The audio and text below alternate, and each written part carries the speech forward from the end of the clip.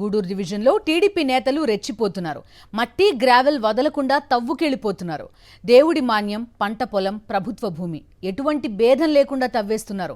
ఎవరైనా అడ్డుకుంటారనే భయం కూడా లేదు. ఎక్కడ మట్టి కనిపిస్తే అక్కడ తవ్వుకోవడం, అమ్ముకోవడమే టీడీపీ నేతలు పనిగా పెట్టుకున్నారు.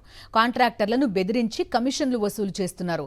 ఆపై ఎకరం మట్టికి 5 లక్షలు, యూనిట్కు 5,350 రూపాయలు వసూలు చేస్తున్నారు పచ్చ నేతలు. తిరుపతి జిల్లా గూడూరు, కోట, చిల్లకూరు, చిట్టమూరు మండలాల్లో గ్రావెల్ మాఫియా చెలరేగిపోతోంది. భారీ యంత్రాలతో 30 అడుగుల మేర తవ్వి పచ్చటి పొలాలను, ప్రభుత్వ భూములను చెరువులుగా మార్చేస్తున్నారు. రోజు వందలాది టిప్పర్లు, లారీల ద్వారా మట్టి, గ్రావెల్ తరలించి కోట్ల రూపాయలు ఆర్జిస్తున్నారు. ఎల్లో నేతలు గూడూరు, సూళ్లూరుపేట, వెంకటగిరి నియోజకవర్గాల పరిధిలో 3 అధికార పార్టీ ముఖ్య నేతల కనుసన్నల్లో ఈ మట్టి, గ్రావెల్ దందా సాగుతోంది.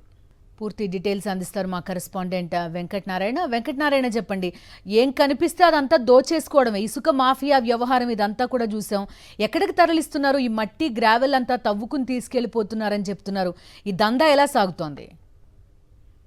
బిందు, కూటమి ప్రభుత్వం అధికారంలోకి వచ్చిన మొదటి రోజు నుంచే గూడూరు నియోజకవర్గంలో మట్టి మాఫియా ఎంటర్ అయింది.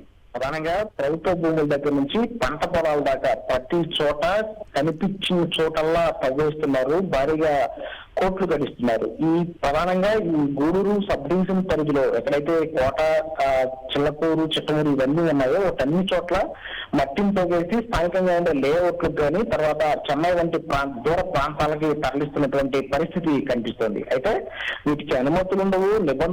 నిబంధనలు ఉల్లంఘించి దాదాపు 30 అడుగుల మేర భారీ గోతులు రూపంలో తవ్వేసినటువంటి పరిస్థితిని మనం చూస్తున్నాం. అయితే గ్రామీణ ప్రాంతాల్లో కూడా ఎక్కడైతే ఎక్కువ ఎర్రమట్టి, గ్రావెల్ ఇవన్నీ ఉంటాయి, ఆయా ప్రాంతాలలో గ్రామస్తులను బెదిరించి, గ్రామస్తులు ఎవరైనా ప్రశ్నించే వాళ్ళు ఉంటే వాళ్ళని బెదిరించి మరి ఈ అక్రమ దందా నడుస్తున్నటువంటి పరిస్థితి ఉంది.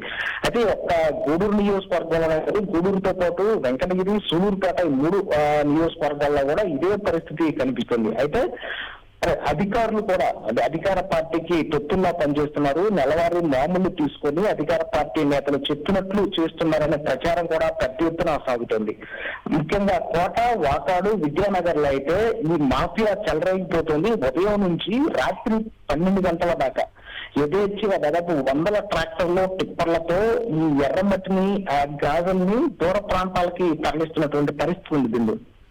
Right Venkatanarayana, thank you.